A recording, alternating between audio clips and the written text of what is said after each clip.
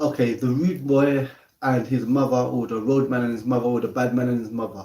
Listen, I don't care how tough you are, how bad you are, how hench you are. I don't care how much weight you can push, how many people you stab, how many people you punched up, how many people you shot. You all love your mother. The vast majority, yeah, 9 out of 10. There may be exceptions to the rule, but the vast majority of roadmen and criminals and so forth, you love your mother because she did everything. Your father was whatless. He ran away just like man. He was never around. He was a coward. You know, your mum was either always working, yeah, 1, 2 jobs, or always cleaning. She was always exhausted because she was always working cleaning. Yeah, you didn't have the latest Nikes and you didn't have designer clothes and stuff like that, but you had lighting, you had food, you had heating, yeah, and you had clothing. Yeah, you didn't have the latest, but you had that stuff. Yeah, you didn't have a big variety of food. You ate the same things a lot of time, but you know all you saw your mother do, yeah, is always working or always cleaning. So you love your mother, yeah, and you like. I know now. I don't care what your name is. Your road, your. I don't care if your name is Barry double barrel shotgun or knife or cutty or you know what is it, Popeye arms or bloody I don't know KO artist or you know or Machine Gun Kelly. I don't care what your name is on road. Yeah, if you go to your mum's house now, yeah, and you go in and you see she's falling down the stairs, yeah, or you go to her bed, yeah, and she's what is sick and vomiting, or you go to your mum's, yeah, you go to see your mum and she's falling out of bed and she's I don't know, she's just like something bad has happened. I don't care how many ups you've shot or stabbed or whatever. If you see your mum at the bottom of the stairs, all mangled up, yeah, you're going to cry. Tears are going to come out your eyes. You're literally going to start crying and shaking, and fear is going to come over you that she might have broken her leg, broken her shoulder, or broken her spine. Or, like, if you see your mother or your grandmother or so forth, yeah, I don't care. Lose the rude boy look, lose the bad boy walk and all this stuff. You love your mother, yeah, you know. And if you see your mother in a oppressed or compromised or hurting situation, you're gonna cry. Literal tears. I'm not talking about metaphorically. If you see your mum at the bottom of the stairs all mangled up and stuff, you're gonna cry and fear is gonna come over you that something might be broken because these things are these things are out of your power. If she got a broken leg, you can't fix it. They don't teach that on the ends or on moves how to fix a broken leg. Yeah, you know she's in pain and there's nothing you can do about it. You know, yeah. So the thing is, the point of this talk is this: whether you're a roadman or a criminal, you 9 out of 10 times you love your mother. Now I'm gonna tell you this, yeah. I'm gonna tell you this. See, every time we go jail, yeah, or every time you go jail, you may go jail and you may get used to it. You get used to it. You may go get used to it. Not if you get not if you get 10 years, 15 years or 20 years, but if you get like a couple months at a time or like like short like very short time, you could get used to it.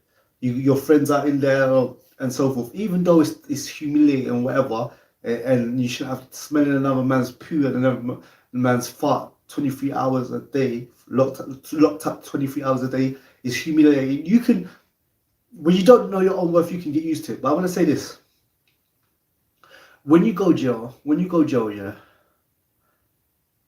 the person it's the hardest for is your mother. Because this is the thing. When you're in jail, yeah, like you might have friends there, you might have got used to the system and you got some familiarity with it and so forth, yeah. When you go jail, your mum is always thinking the worst. Your mum is not thinking that the least can happen to you. She's not thinking the mediocre can happen to you. Your mother every day and night, yeah. Your mother every day and night that you're in jail, yeah, she's thinking the worst.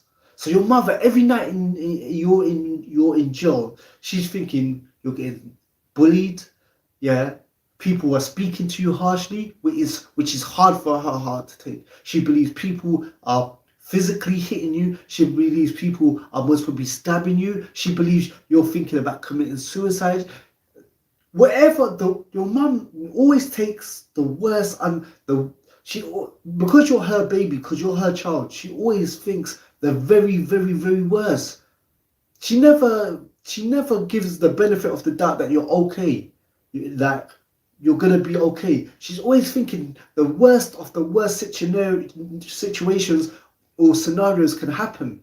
So the whole thing is this, yeah. Every time you go jail, you may not care. You may not give a damn. You do care if you get over 10 years, though. You do care when you're doing over 5 years. You do care when you're getting doing that basketball player numbers, and you're getting doing 10, 15, 25. You will care when you get to that 10th year. You will care. But when you're just going for a short time, you don't really care. A couple months here, a couple months, you don't care. But your mum, even when you're doing couple months, even if you're doing couple days, your mum believes the worst that is going through you. Yeah, your mum. I'm being honest with you, bro. Your mother, yeah, when you're in jail, your mother is mentally and physically getting older 10 times quicker. Your mother is crying every night when you're in jail. She is literally, yeah, losing her mind. She's literally getting older. Her body is getting older through stress, of mental stress affecting the physical. Yeah, she is going over at her. You think your mother is having nice sleep when you're in jail? Every day, every week, every month, and every year is a torture to her. So I'm gonna say this to you, to you man in jail. Yeah, I'm gonna say this. If you came home to see your mum, yeah, and she was on the floor, she was on the floor, she had black hair, she had two big black eyes, her handbag was ripped open and this, that, and the other. You, as a roadman, yeah, what are you gonna do? You're gonna ask her, who did this? You're gonna be angry, you're gonna want revenge.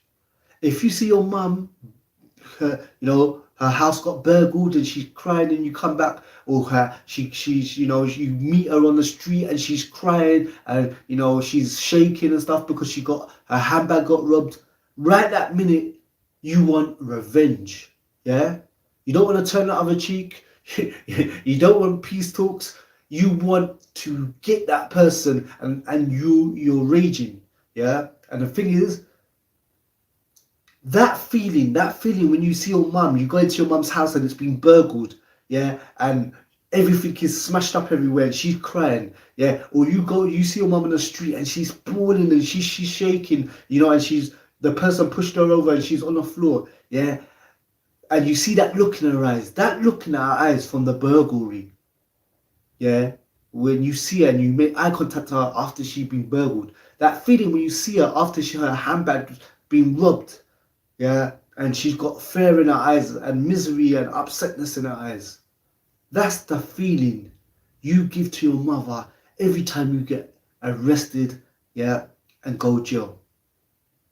That person, you are that person that broke into her house. You are that person that robbed her handbag. The pain you cause, yeah, is that times a million. Because with that person that robbed her, she doesn't know him. Yeah? But when you go in jail, she knows you. You are part of her. You came out of her. She carried you around in the stomach. She loves you more than you love yourself. So every time you go jail, yeah, you are putting her through torture. Every day, she's mentally thinking the worst. Like I said, she's not thinking the least amount is happening to you. She's not thinking you're good and cool. She's not thinking the mediocre stuff is happening to you. She believes the worst of the worst things that can happen. You're gonna kill yourself at any moment. You're getting bullied every day. You're not eating. You know what I'm saying? You're